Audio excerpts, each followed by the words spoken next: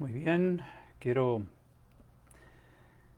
saludar a todos los que están conectándose en esta hora, aquí en la página de siempre, para compartir un nuevo análisis de los mensajes que Dios nos ha dejado, y en esta ocasión vamos a estudiar, como lo hemos anunciado ya, acerca de una profecía realmente impactante que Jesús ha dejado en uno de sus ah, tantos mensajes en el Nuevo Testamento.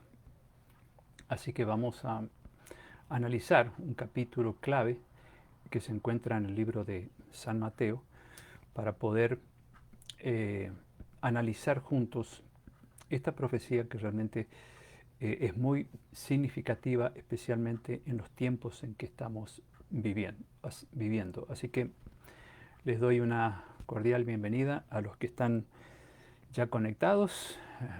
Hola Nora, hola Daniel, qué lindo tenerlos aquí. Angelita Jiménez Hernández, saludos desde Tijuana, qué lindo. Bueno, nos alegra Angelita de que esté aquí conectada en esta página para compartir juntos este nuevo estudio. Y bueno, espero poder saludar a los demás que irán entrando de a poco. Así que vamos a ir comenzando con el tema, si les parece bien. Y al final, como siempre hacemos, les pido que resuman en lo que más posible sea para ustedes sus pedidos de oración, ya que hoy no tengo a mi secretaria para que me ayude. Ella está recién operada de la cadera y Miriam les manda muchos saludos y tiene que hacer reposo. Entonces me pidió que si ustedes pueden hacer breves pedidos de oración, porque los tengo que anotar yo y ella no puede hacerlo esta vez, y con gusto lo vamos a anotar, pero que no sea mucho para que pueda abarcar todos los pedidos que ustedes tengan.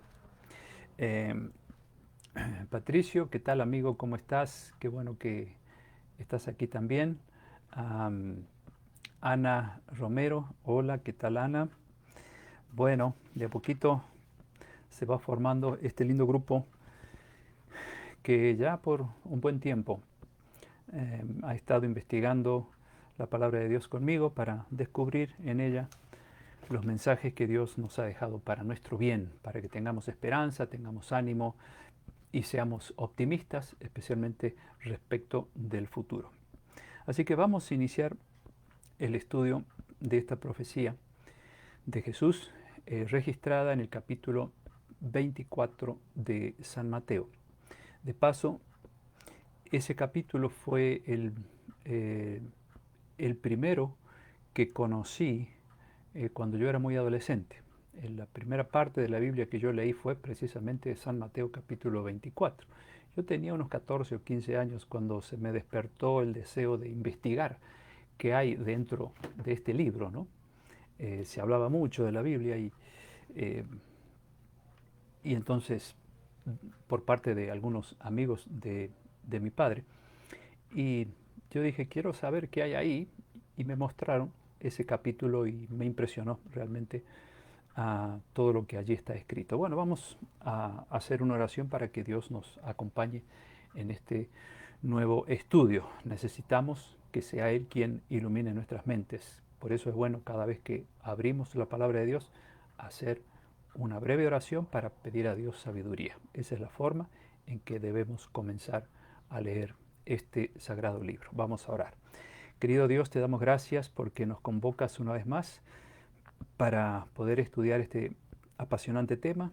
Rogamos que nos dé sabiduría, porque entramos dentro de tu mente, dentro de lo que tú has dejado revelado en tu palabra. Y por eso necesitamos que seas tú, a través del Espíritu Santo, que nos dé luz para entender lo que ha salido de tu mente. Bendice a todos los que están aquí presentes y a los que entrarán. Te lo pedimos en el nombre de Jesús y te lo agradecemos. Amén. Bueno, vamos entonces a estudiar el tema en los umbrales de la eternidad. Em, hay algunos incidentes en el Antiguo Testamento que nos indican que Dios en algunas ocasiones tuvo que tomar medidas drásticas. En Génesis 19, por ejemplo, se registra la historia muy conocida de Lot y su esposa y las hijas que estaban en Sodoma y Gomorra, y cómo ellos fueron eh, advertidos de lo que iba a pasar con esos dos imperios, y se los invitó a salir por parte de Dios, que mandó un par de mensajeros a salir de esas ciudades porque iba a ocurrir algo terrible allí. Un juicio que es más grande aún, el que se produjo en Sodoma y Gomorra, que los juicios que se mencionan en el Apocalipsis, ¿no? Es algo terrible y que todos conocemos bien lo que pasó. Y después vamos a ver algunos aspectos de la razón por la cual Dios tuvo que destruir aquellas dos ciudades corruptas, ¿no?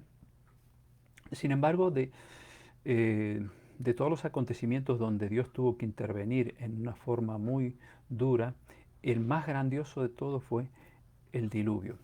Y es interesante que Jesús en el libro de San Mateo capítulo 24, en algún momento él hace un paralelismo de este tiempo con el tiempo del diluvio. Vamos a encontrar cosas que nos sorprenden al ver por qué razón Jesús hace ese paralelismo, qué características prevalecían en el tiempo antes del diluvio y cuáles son las características que hoy prevalecen en este mundo, para que Dios eh, o para que Jesús en Mateo 24 diga que así como fue en los días de Noé, así será en los días de su venida.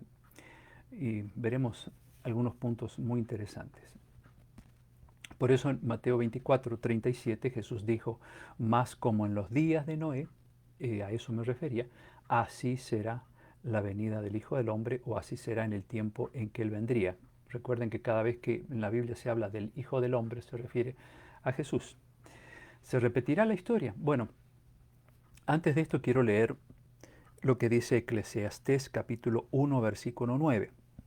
El hombre más sabio del mundo, Salomón, dijo lo siguiente: ¿qué es lo que fue? Lo mismo que será. ¿Qué es lo que ha sido hecho? Lo mismo que se hará, y nada hay nuevo debajo del sol. Ya este sabio hombre estaba diciendo que la historia, en otras palabras, lo dice él, se va a volver a repetir. Lo mismo que se hará, que es lo que ha sido hecho, se va a volver a dar luego, y nada hay nuevo debajo del sol. Y cuando damos una mirada al mundo de hoy, vemos cómo lo bueno y lo malo coexisten, ¿no? Y cada vez vamos de mal en peor.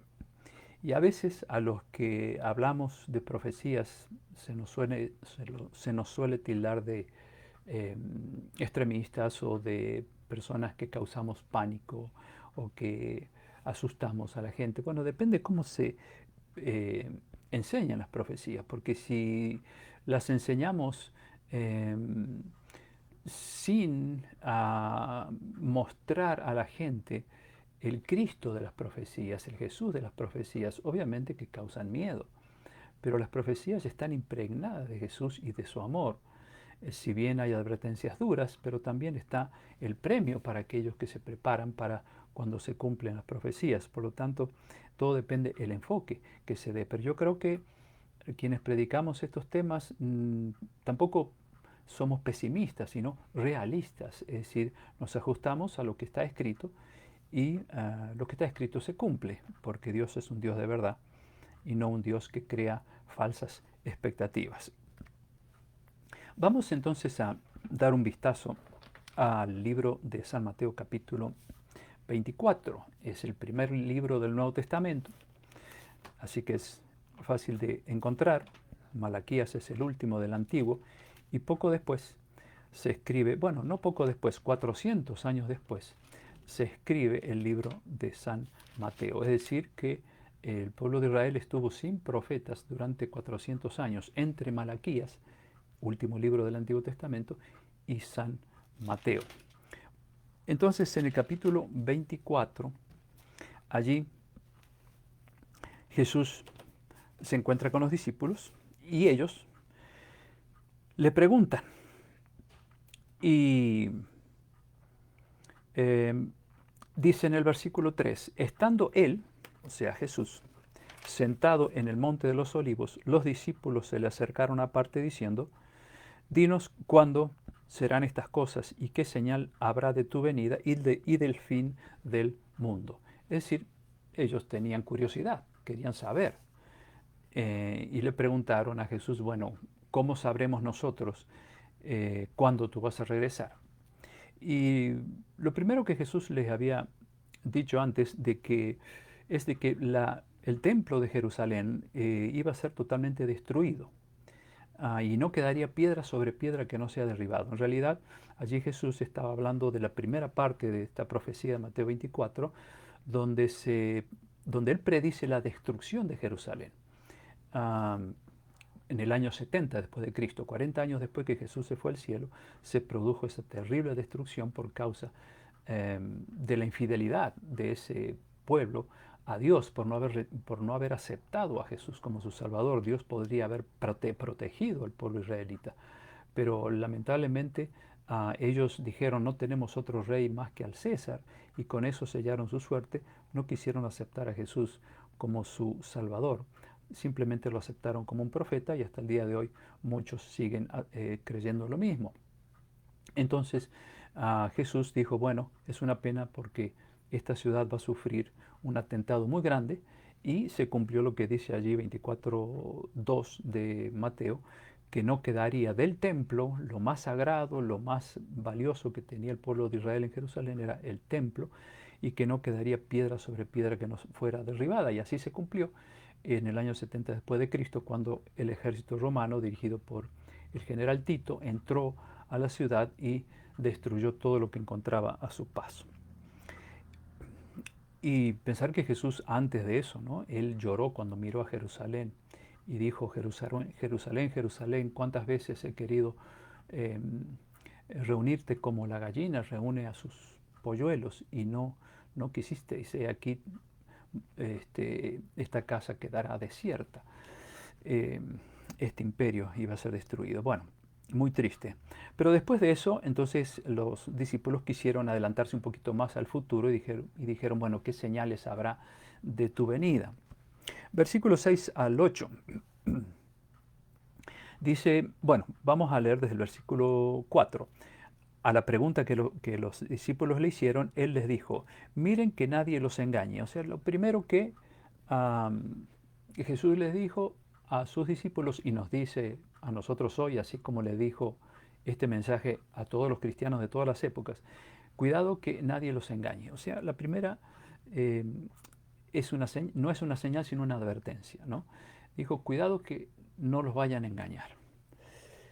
Porque, dice el 5, vendrán muchos en mi nombre diciendo, yo soy el Cristo, y a muchos engañarán.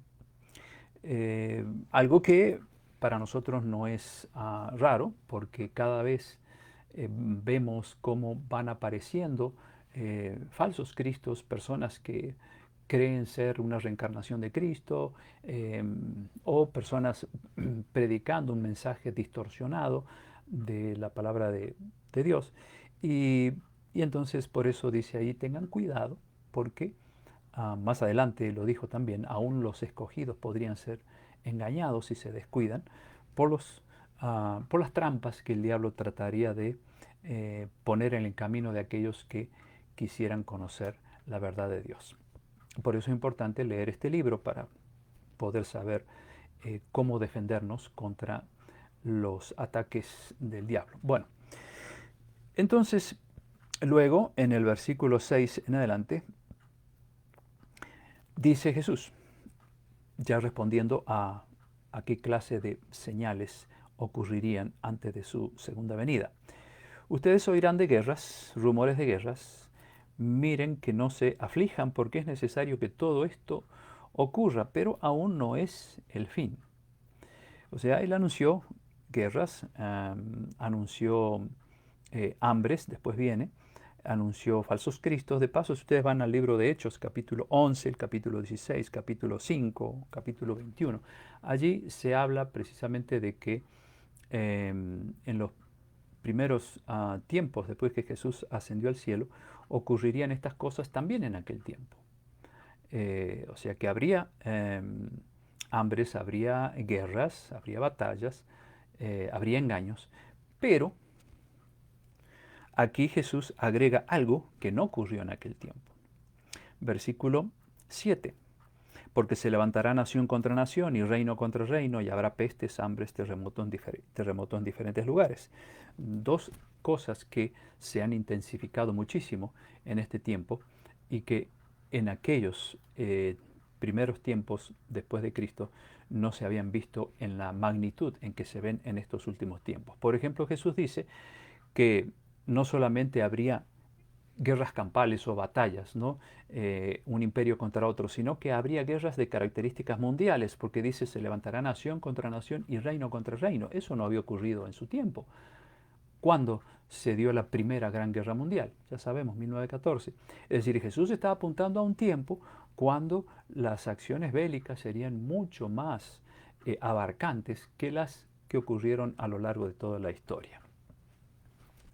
Y luego dice que vendrían pestes, hoy lo estamos viendo, hambres, porque después de las pestes vienen las hambres, terremotos en diferentes lugares. Bueno, prácticamente todos los días hay terremotos leves, por eso quizá no son gran noticia, pero todos los días hay temblores, terremotos en diferentes lugares, y cuando hay uno grande, bueno, ya son noticia y son realmente desastrosos, mucho más de los que ocurrieron en el resto de la historia. Y todo esto, dice Jesús, versículo 8, será principio de dolores, principio de dolores. También en el versículo 9 habla de que los cristianos iban a ser perseguidos. Entonces, dice en el 9, los entregarán a ustedes a tribulación o persecución y los matarán. Serán aborrecidos de toda la gente por causa de mi nombre. Al principio la persecución se desató, como lo estudiamos ya hace un tiempo atrás, por medio del Imperio Romano. Los cristianos fueron cruelmente perseguidos, pero luego, en el nombre de Dios, y eso es lo triste, por medio de un sistema religioso se produjo una gran persecución que duró siglos en contra de aquellos que creían fielmente en la palabra de Dios y no en dogmas humanos. Podemos recordar la Santa Inquisición, podemos recordar lo que aquello realmente fue para los cristianos que querían sujetarse a lo que Dios ha dejado revelado en su palabra, pero que pasó, ¿no es cierto? Terminó, y que se cumplió de alguna manera lo que Jesús había predicho en San Juan capítulo 16, versículo 1 al 3, cuando le dijo a los discípulos: vendrá hora que cuando cualquiera que os mate, dice, pensarán que rinde servicio a Dios. A veces en el nombre de Dios se cometieron muchas atrocidades. Y eso es lo triste, ¿no? Pero estaba predicho que así iba a ocurrir, y antes de la venida de Cristo va a haber otra persecución más. Eso está predicho en el libro de Apocalipsis. Versículo 10 dice: muchos tropezarán entonces y se entregarán unos a otros y unos a otros se aborrecerán. Cuando Jesús dice muchos tropezarán entonces, en realidad la palabra se refiere a alejarse de Dios, a apostatar, es decir, darle la espalda a Dios. Eso es tropezar en el original griego, o sea, alejamiento de Dios. Muchos se irían del cristianismo, es lo que dice Jesús en este versículo. Y sí, si ustedes piensan en el ateísmo, por ejemplo, que surgió en Francia, ¿cuántos cristianos abandonaron la fe y se dedicaron a adorar a la diosa de la razón? Entonces, también estaba predicho por Jesús que eso ocurriría. Versículos 11 y 12. Estoy en Mateo 24. Y muchos falsos profetas se levantarán y engañarán a muchos. Ya hemos hablado de esto. Y por haberse multiplicado la maldad, el amor de muchos se enfriará. Por haberse multiplicado la maldad. En la segunda carta a Timoteo, capítulo 3, versículo 1 al 5, allí San Pablo amplía esto que dijo Jesús, que se vería en una forma muy notable hacia el fin de los tiempos, los días que estamos viviendo ahora. San Pablo dijo, allí en 2 de Timoteo 3, 1 al 5, también debes saber que en los días finales vendrán tiempos difíciles. Los hombres serán egoístas, amantes del dinero, orgullosos y vanidosos. Hablarán en contra de Dios. Miren lo que dice ahora. Desobedecerán a sus padres. Serán ingratos y no respetarán la religión. No tendrán cariño ni compasión. Serán chismosos. No podrán dominar sus pasiones. Serán crueles y enemigos de todo lo bueno. Serán traidores y atrevidos, estarán llenos de vanidad y buscarán sus propios placeres en vez de buscar a Dios. Aparentarán ser muy religiosos, pero con sus hechos negarán el verdadero poder de la religión. Y San Pablo termina diciendo, no tengas nada que ver con esa clase de gente. Esta profecía que está allí es una radiografía de lo que en este mundo realmente está aconteciendo, ¿no? Algunas frases se destacan en este tiempo, por ejemplo, la desobediencia a los padres. Yo siempre eh, que hablo de este tema, les pregunto a especialmente personas que tienen mi edad o un poco menos, ¿cómo fue su relación con sus padres cuando eran niños, comparada con la relación que tienen hoy los hijos con sus padres? Y todos coincidimos en una sola cosa, que éramos temerosos de nuestros padres, los respetábamos eh, y recibíamos disciplina. Pero hoy día los hijos hacen lo que se les dé la gana.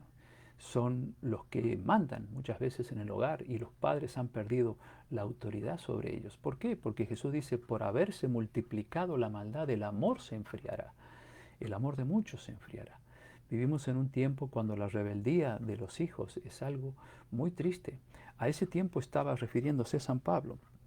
Y dice otra parte, no podrán dominar sus pasiones. ¿Cuánta gente quiere aprender a vivir una vida diferente, pero no tienen la fuerza para dominar sus pasiones? Es que a medida que nos vamos acercando al fin, el único que puede frenar nuestras pasiones es el Espíritu Santo. Pero Él está siendo tan agredido por la inmoralidad humana que lentamente se va retirando de la tierra. Entonces el ser humano se encuentra impotente de poder controlar sus ánimos, sus pasiones y poder dominar sus vicios incluso, porque ese espíritu que antes trabajaba con mayor fuerza en la conciencia del ser humano, hoy está alejándose cada vez más de nosotros. No así de los hijos de Dios, quiero hacer esa aclaración, ¿no? De aquellos que quieren serles fieles a Dios. Bueno, volviendo a San Mateo capítulo 24, versículos 13 y 14, vamos a avanzar un poquito más porque esta es una profecía que abarca todo el capítulo. Dice Jesús, mas el que persevere hasta el fin, este será salvo. O sea, después de todas estas cosas terribles que van a pasar en el mundo, Jesús dice, si tú perseveras hasta el fin, si aguantas, entonces vas a ser salvo.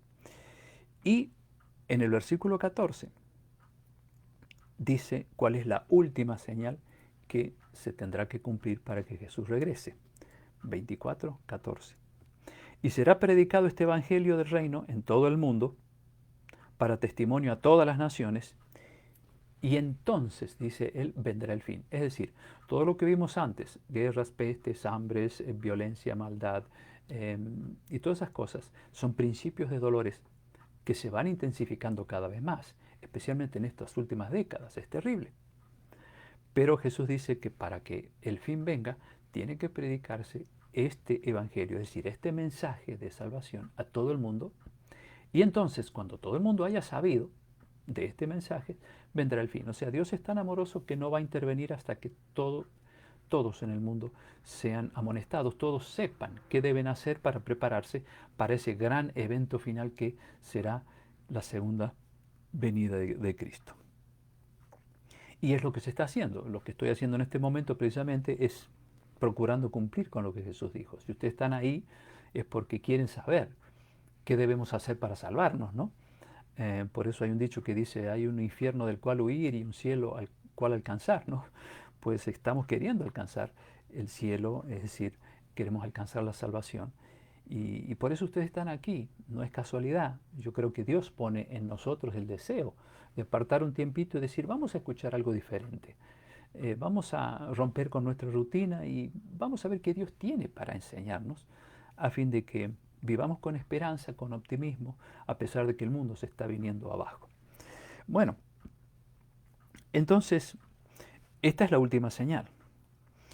En el libro de Habacuc, capítulo 2, versículo 14, también se habla de lo que pasaría antes de la venida de Cristo. La tierra, dice el profeta Habacuc, Antiguo Testamento, será llena del conocimiento de la gloria de Jehová como las aguas cubren el mar.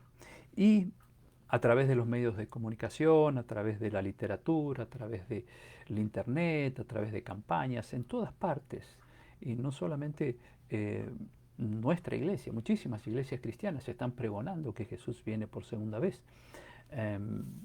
Y aún nuestros hermanos católicos saben que es un evento muy próximo a ocurrir, porque estamos viendo que los eventos predichos por Jesús se cumplen al pie de la letra. ¿Saben que en el libro de Daniel, capítulo 12, versículo 1, allí el profeta habla de que antes de la venida de Cristo habrá un tiempo de angustia cual nunca hubo en la tierra, un tiempo de angustia terrible. Ya vamos a ver por qué ese tiempo de angustia, pero dice que de ese tiempo el pueblo de Dios será liberado, ¿no? Así que esa es la parte positiva. Ahora, yendo un poquito más adelante en Mateo 24, versículo 22, dice Jesús, si aquellos días, los días finales de la historia, no fuesen acortados, nadie sería salvo. Mas por causa de los escogidos, o sea, de los fieles cristianos, aquellos días serán acortados. ¿Cómo va a ser el estado terrible del mundo que Dios tendrá que acortar esos días? No en el sentido de que tendrán menos horas los días, sino en el sentido de que los eventos finales van a tener que acelerarse, porque lo que va a ocurrir va a ser terrible. Y estamos viendo que los eventos finales se están acelerando cada vez más. Los días en ese sentido se están acortando. Versículo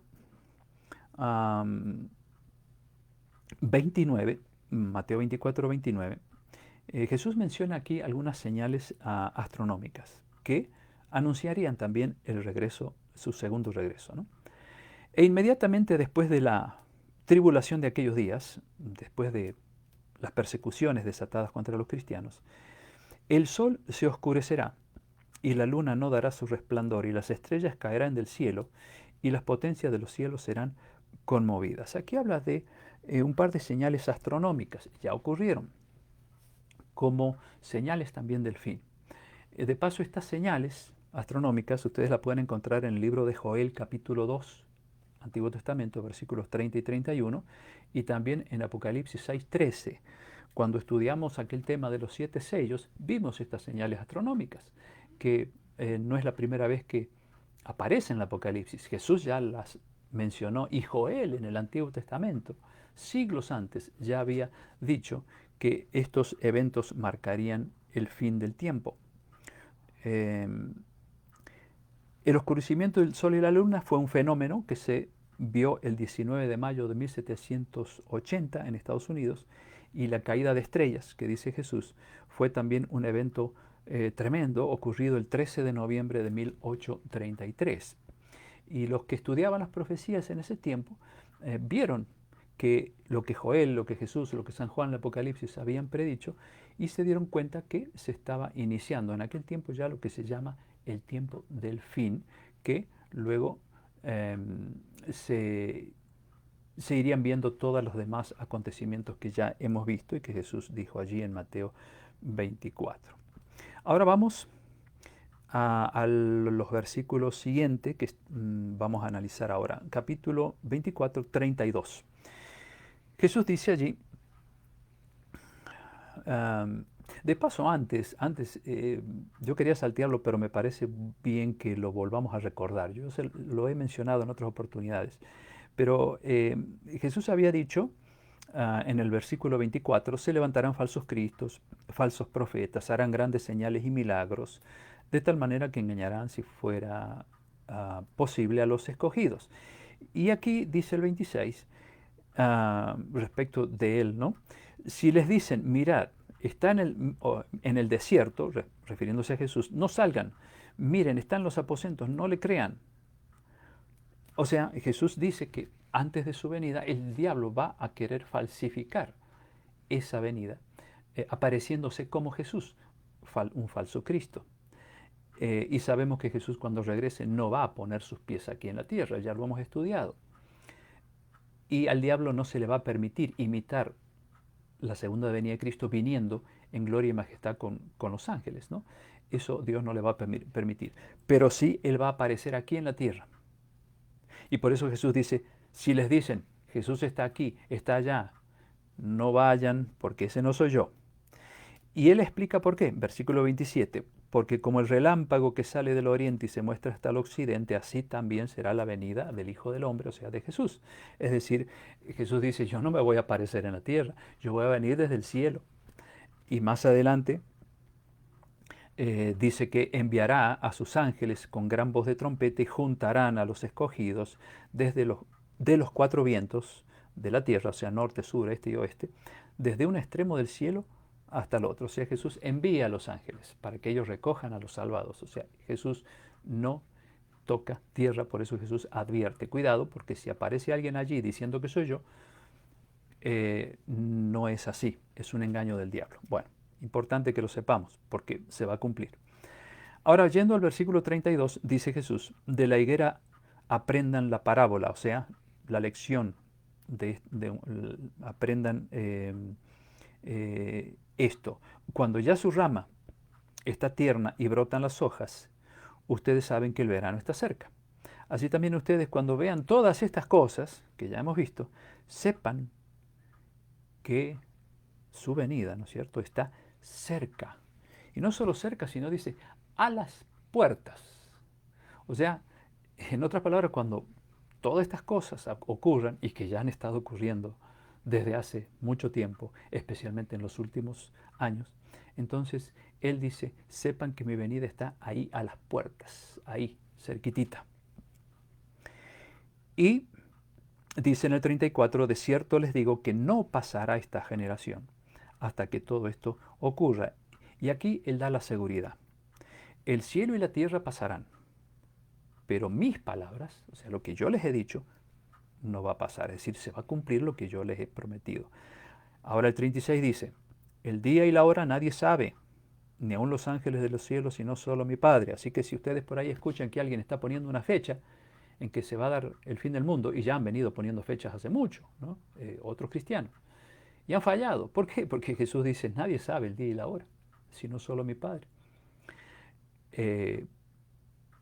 Y entonces, el día y la hora solamente está en manos de Dios el Padre y por supuesto ahora del Hijo, porque cuando Jesús escribió esto, Él estaba sujeto a la naturaleza humana, por eso no sabía, pero Él ahora sí sabe cuándo será el momento de su regreso. Y nos vamos al versículo 37 cuando Jesús hace la comparación que yo mencioné al principio del tema. Mas como en los días de Noé, así será la venida del Hijo del Hombre.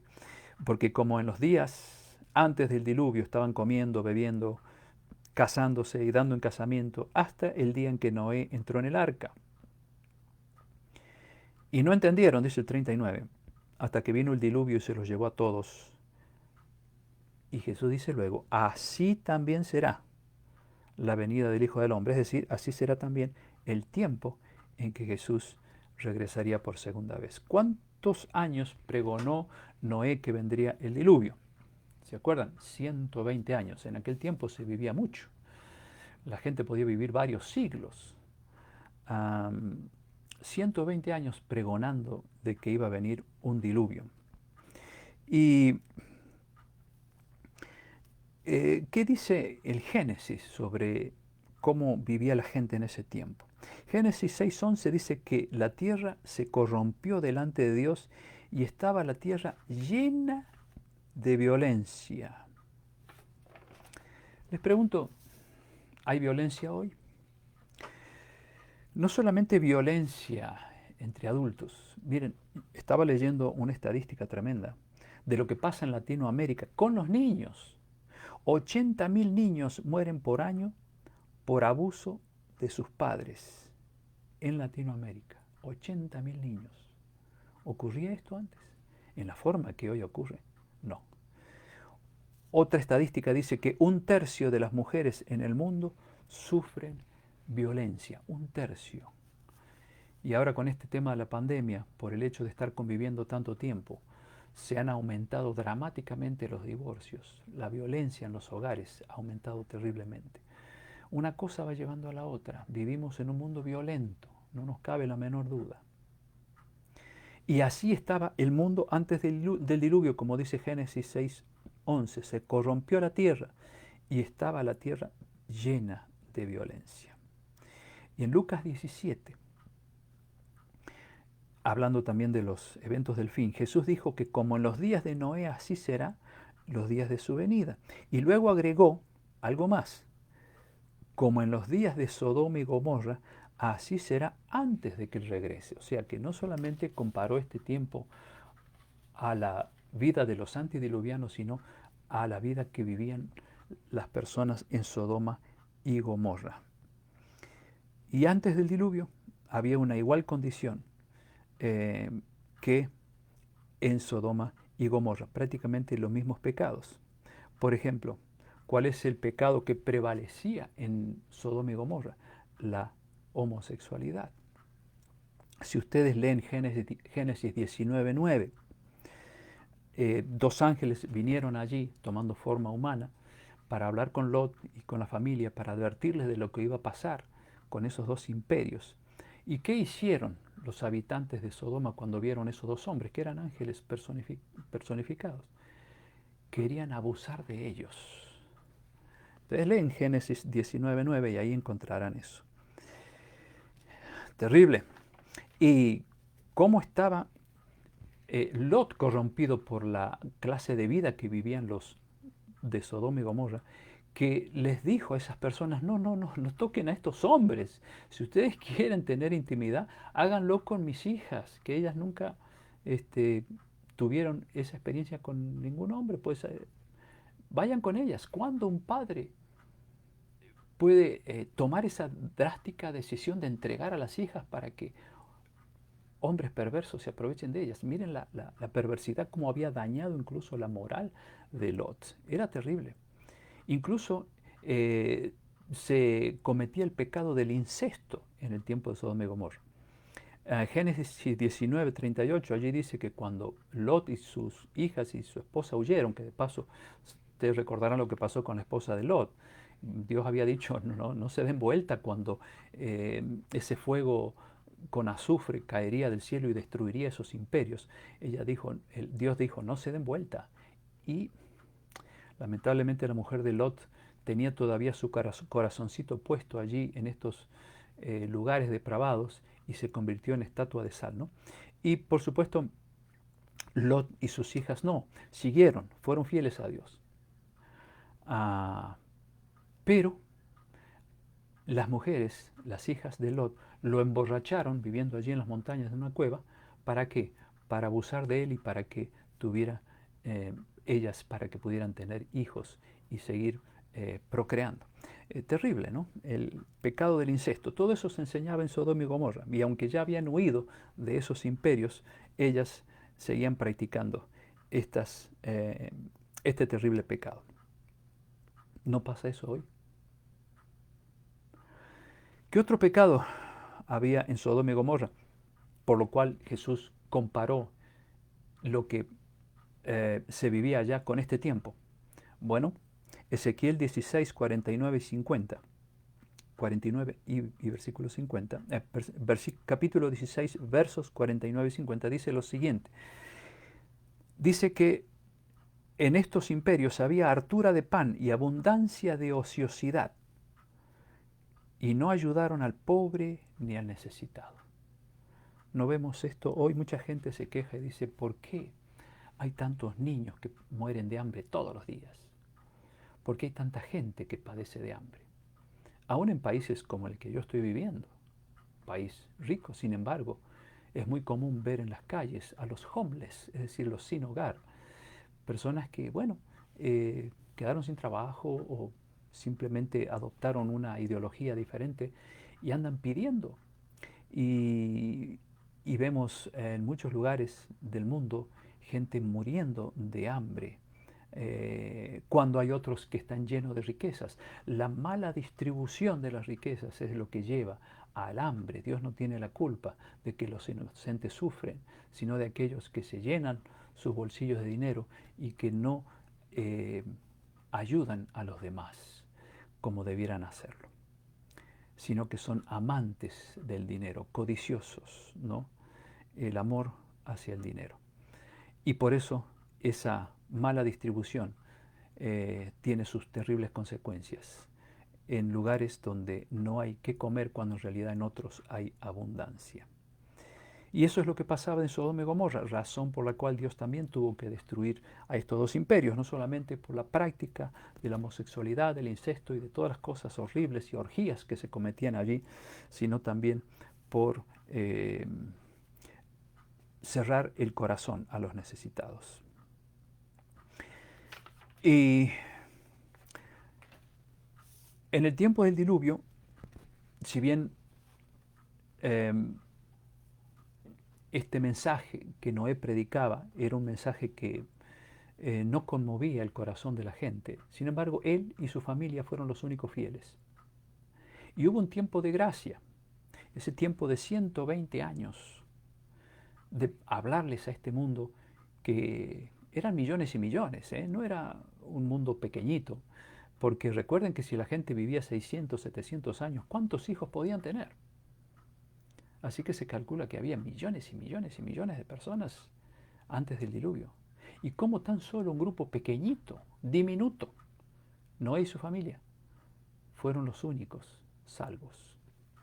En Génesis 7:16 dice que antes de que se cerrara la puerta del arca, en orden perfecto, de dos en dos fueron entrando los animalitos.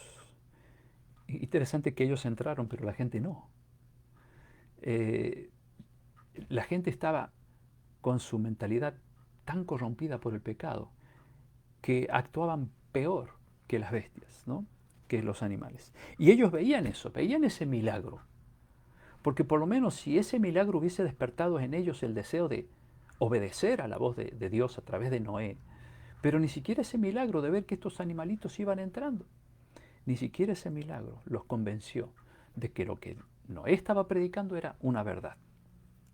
Claro, no había llovido nunca hasta ese tiempo, hasta ese entonces. Y eso pues les sembraba duda, ¿no? Y decía, pero ¿cómo? No ha llovido nunca y este hombre loco se pone a construir semejante barco. Bueno, Jesús no ha regresado por segunda vez nunca y sin embargo ocurrirá. Tenemos que aceptar por fe. Si Dios lo dijo, pues así va a ser. Pero aquella gente no quiso creer.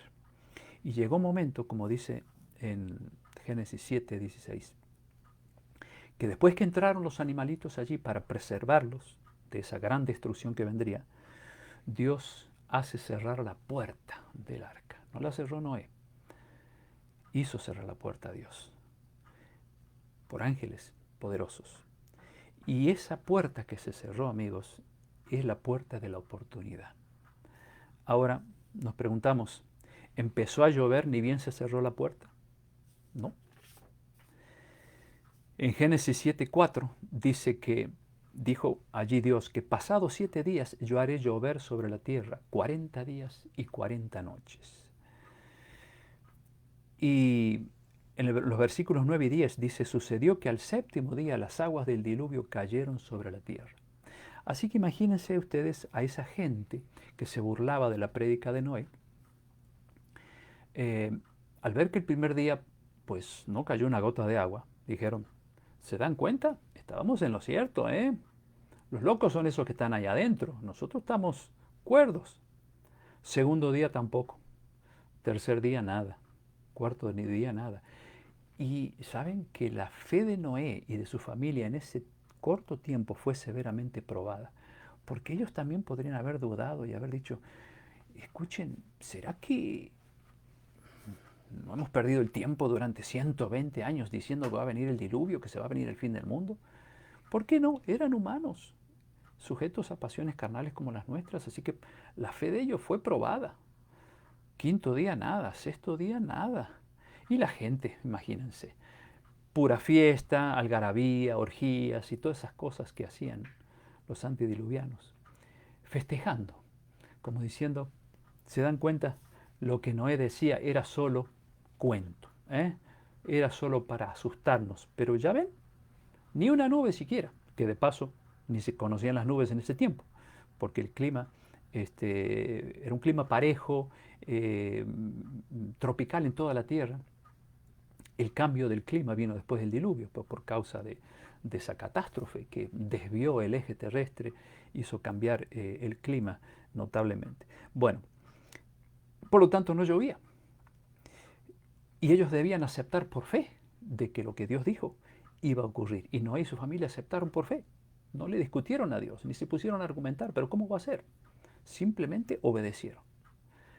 Pero los demás razonaban, decían, bueno, quizá yo, lo que dice Noé es simplemente un cuento y está medio fuera de lugar su cabecita.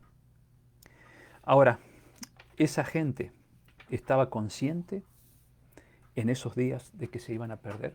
No. Por eso Jesús en Mateo 24 dice que ellos no se dieron cuenta, ¿no?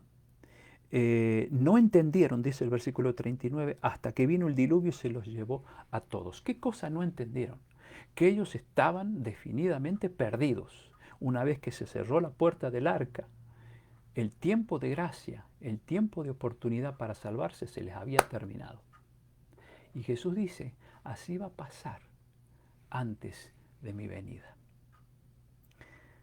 Y saben que en el capítulo 8 de Apocalipsis se habla de la apertura del séptimo sello. Estudiamos ese tema, ¿se acuerdan? Y dice que cuando se abra el séptimo sello, que es la segunda venida de Cristo, se produce en el cielo un silencio como por media hora. Y saben que esa media hora profética, sacando la cuenta, no tendríamos tiempo ahora para hacerlo, equivale a aproximadamente 7 días. ¿Cuántos días pasaron antes de que viniera el diluvio? 7. ¿Cuántos días van a pasar entre que Jesús salga del santuario celestial donde intercede por nosotros para venir a buscar a su pueblo? De acuerdo a esa profecía de los 7 sellos, también aproximadamente 7 días. Por eso Jesús dice, así como pasó en el tiempo del diluvio, así va a pasar en la segunda venida de Él. Hasta con esos detalles interesantes, ¿no? Ahora, ¿por qué 7 días? Bueno, si uno se pone a razonar un poco, la venida de Jesús, dice Apocalipsis 1, 7, dice que todo ojo le verá. Y para que todo el mundo lo vea, se necesita ciertos días, cierta cantidad de días para que el mundo vaya girando y puedan todos ver la segunda venida de Cristo con sus millares y millares de ángeles. Ahora, ¿cómo vendrá Jesús? Dice más adelante que Él vendrá como ladrón en la noche, es decir, de sorpresa. Por eso Él luego dice que debemos estar despiertos, ¿no? Dice en el versículo 42, velen porque no saben a qué hora ha de venir vuestro Señor. Pero sepan esto, que si el padre de familia supiera a qué hora el ladrón habría de venir, velaría, es decir, estaría despierto y no dejaría minar su casa. Y luego dice, por tanto también ustedes estén preparados porque el Hijo del Hombre vendrá a la hora que ustedes ni se imaginan, a la hora que ustedes no piensan. Están despiertos, ¿no? Si ustedes saben que un ladrón anda rondando en el barrio, ¿qué van a hacer? Van a estar velando, es decir, van a estar despiertos, cuidando, cerrando todo, ¿no? Poniendo llave y candado si es posible para que ese ladrón no entre. Pero si ustedes se descuidan, van a dormir tranquilos, el ladrón viene esa noche y se lleva todo. Al día siguiente ya va a ser demasiado tarde porque les vació la casa. Jesús hace esta comparación, dice, si ustedes están desapercibidos, pues así Jesús vendrá y los encontrará sin preparación, como ladrón en la noche, es decir, de sorpresa. Pero si estamos velando, es decir, estamos despiertos en el sentido espiritual, como ahora que estamos despiertos ante la realidad de la profecía de Jesús, pues entonces Él no nos sorprenderá como ladrón en la noche, sino que estaremos sabiendo que vivimos en los tiempos finales y que Jesús aparecerá y no será un fenómeno sorpresa para los cristianos, sino que estaremos preparados, así como Noé y la familia estuvieron preparados para ese gran diluvio que terminó con aquel mundo de millones y millones de personas. Siempre yo me pregunto cómo es posible que tan solo un grupo pequeñito se haya salvado. ¿Qué pasó con esos millones y millones que escuchaban el mensaje? No solamente un cierto tiempo, 120 años. ¿No habría algún corazón sincero entre tanta gente? Increíble. Apocalipsis 22:11. Pero recuerden que Jesús dijo que así se va a repetir, antes de que Cristo venga. Ahora vamos a ver los últimos aspectos de esta profecía. En Apocalipsis 22:11, Jesús también habla del momento cuando se cierre la puerta de la gracia en el cielo. La puerta de la gracia quiere decir la puerta de la oportunidad, ¿cierto? Que Dios nos está dando para prepararnos para ese día. Pero un día también la puerta allá en el cielo se cerrará y San Juan en Apocalipsis 22:11 dice, el que es injusto, Jesús declarará esto, sea injusto todavía y el que es justo, practique la justicia todavía. Y el que es puro, purifíquese todavía. ¿Cuándo Jesús tendrá que decir estas palabras? Precisamente cuando se termine su obra mediadora en el cielo en favor nuestro. Allí entonces Jesús tendrá que decir, miren, ya no hay oportunidad. Si tú elegiste vivir en el pecado, sigue viviendo en el pecado. Si elegiste ser injusto, seguir enterrado en tus vicios, en tus placeres carnales, síguelo haciendo. ¿Por qué? Porque ya no hay un mediador que pueda perdonar esas vidas y transformarlas y prepararlas para cuando Jesús venga. Por eso también dice, pero el que practica la justicia, el que es puro, siga haciendo eso. ¿Por qué? Porque ya está salvo, aunque ya no haya mediador. En Jeremías 3:16 se registra uno de los pasajes más tristes de la Biblia también. Allí dice, pasó la cosecha, pasó el verano y nosotros no hemos sido salvos.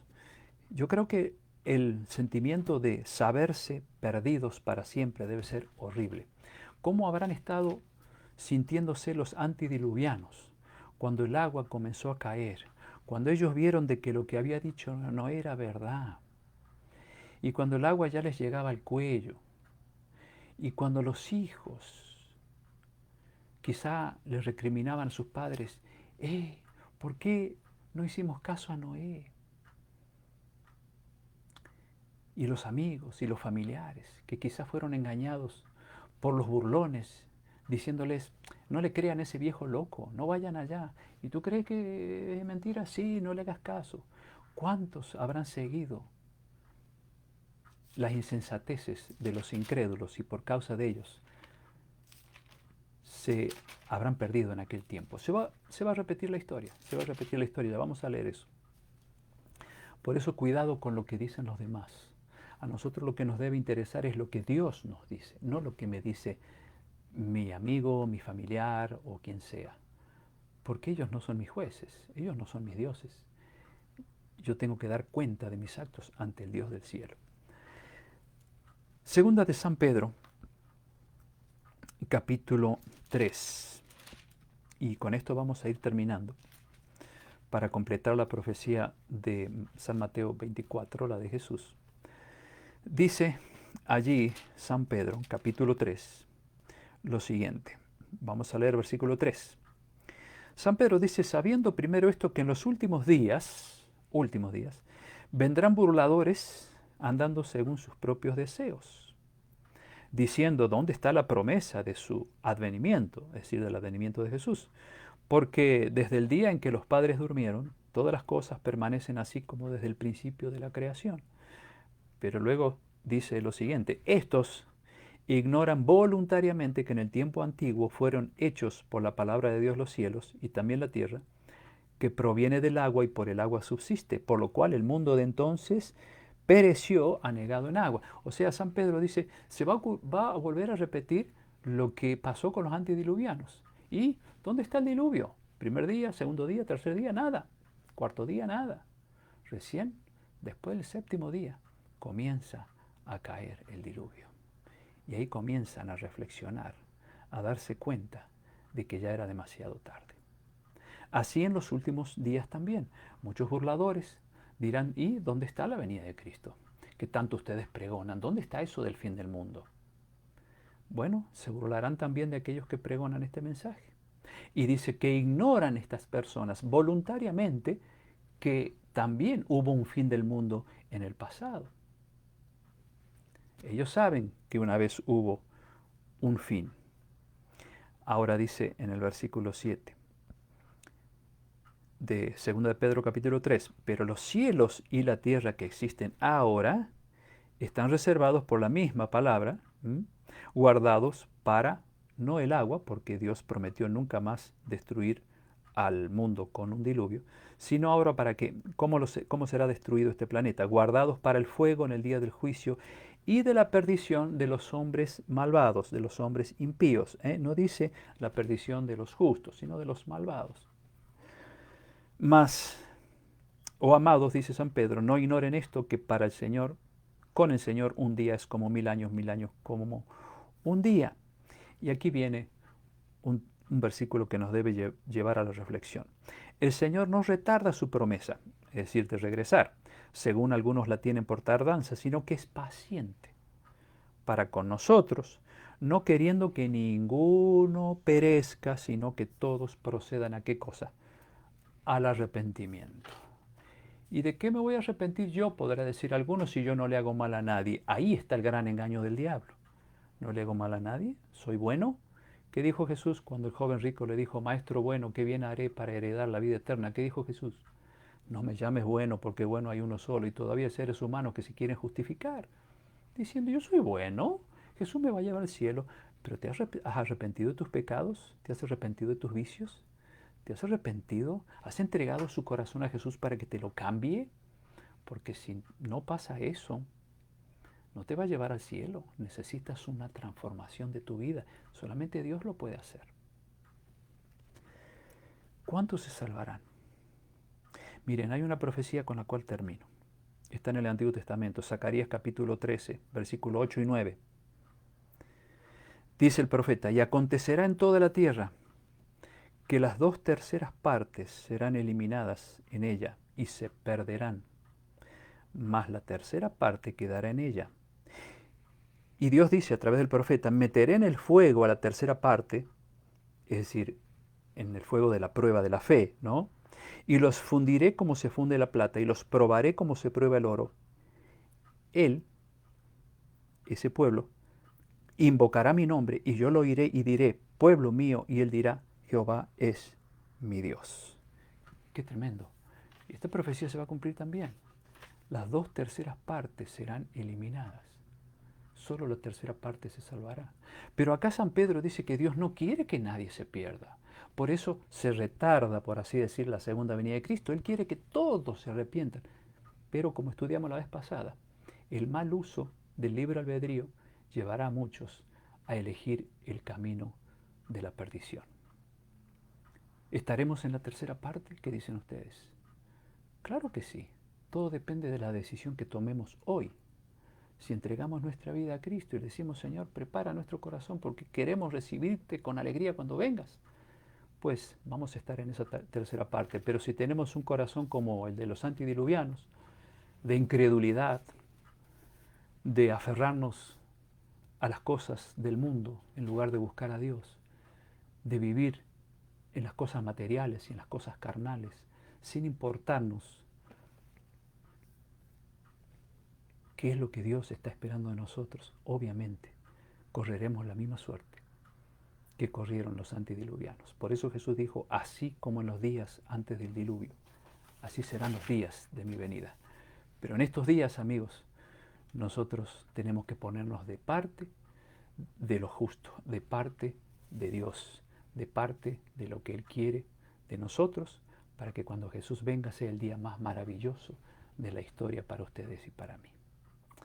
Bueno, ojalá que este tema, esta profecía, nos ayude una vez más a tomar conciencia de que vivimos en los días finales.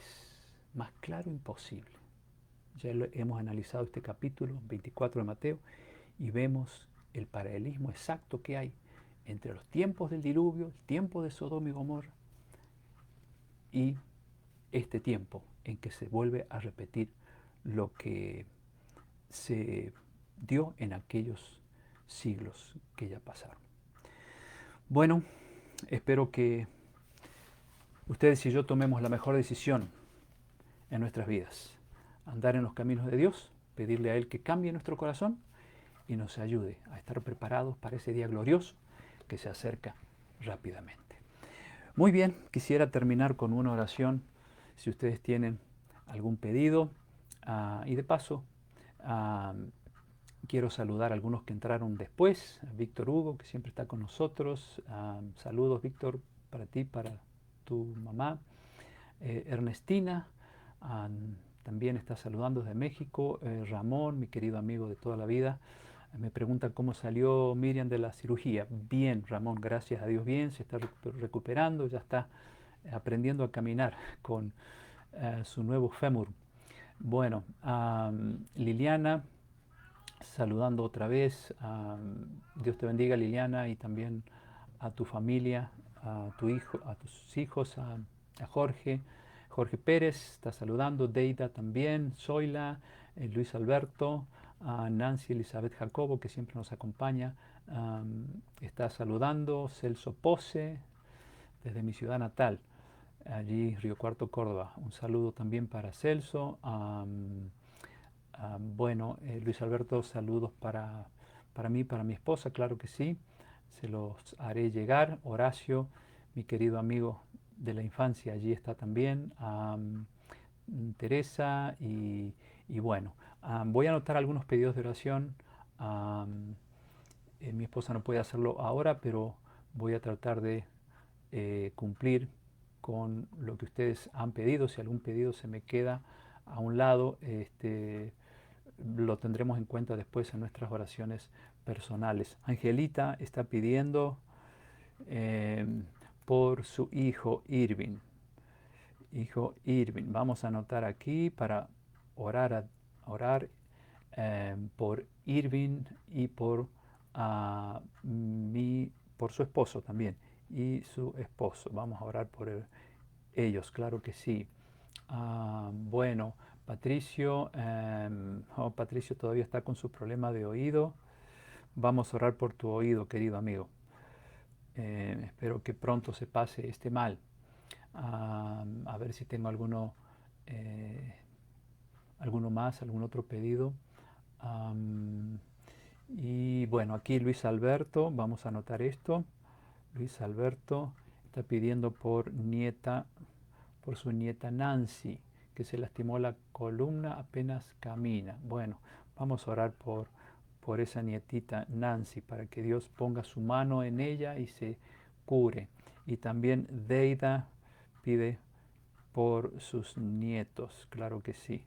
Bueno, espero no olvidarme de ningún otro pedido, así que vamos a tener una oración y con esto nos vamos a despedir. Querido Dios, te agradecemos por habernos acompañado en el estudio de esta apasionante profecía que nos alienta, nos anima a tener esperanza, a tener fe de que este mundo muy pronto habrá de llegar a su fin y por fin también Jesús habrá de llevarnos a esa patria celestial que está preparando para nosotros. Rogamos que nos ayudes a andar en tus caminos, a entregar nuestras vidas a ti para que hagamos lo que es agradable ante tus ojos y podamos así merecer un lugar allí en la patria celestial y luego en tu reino que se establecerá en esta tierra. Te quiero rogar por el pedido de Angelita, por su hijo Irving, por su esposo, Señor, que tú bendigas a ese hijo, bendigas a ese esposo, les ayudes en sus diferentes necesidades, y también queremos poner en tus manos el pedido de Patricio, que sigue afectado por ese problema en su oído. Rogamos que tu poderosa mano esté en ese oído para que este problema desaparezca de una vez por todas. Luis está pidiendo por su nietita Nancy, que ha tenido un problema en su columna. Rogamos también que tu poder sanador se manifieste en esa niñita. Y Deida también por sus nietitos, rogamos que los bendigas y les ayudes a crecer fuertes y sanos. Y a todos nosotros, Señor, danos tu bendición. Ayúdanos para que podamos en estos días tan significativos desde el punto de vista profético, podamos sentir el deseo de seguir conociendo tu palabra para poder andar en tus caminos y abandonar aquellas cosas que nos perjudican, que nos entristecen y que nos alejan de Dios. Ayúdanos a entregar nuestras vidas a ti para poder andar en tus caminos y un día estar preparados para ese día glorioso cuando Jesús venga a buscarnos. Si hay algún otro pedido que se ha formulado aquí, rogamos que lo atiendas conforme a tu voluntad. Y Señor, que sigas ayudando a mi esposa a recuperarse de esta operación que gracias a ti ha sido un éxito. Gracias por esta bendición. Danos un buen fin de semana. Bendice a todos los presentes, bendice a sus seres queridos y que Jesús traiga la paz y su bendición a todos esos hogares. En el nombre de Él lo pedimos y lo agradecemos todo. Amén. Bueno, mis queridos amigos, les mando como siempre un abrazo bien grandote. Que Dios los bendiga, que les dé un hermoso fin de semana y que Cristo ponga su paz en el corazón de cada uno de ustedes. Nos veremos el martes, si Dios así lo permite. La paz es muy lindo. Hasta luego.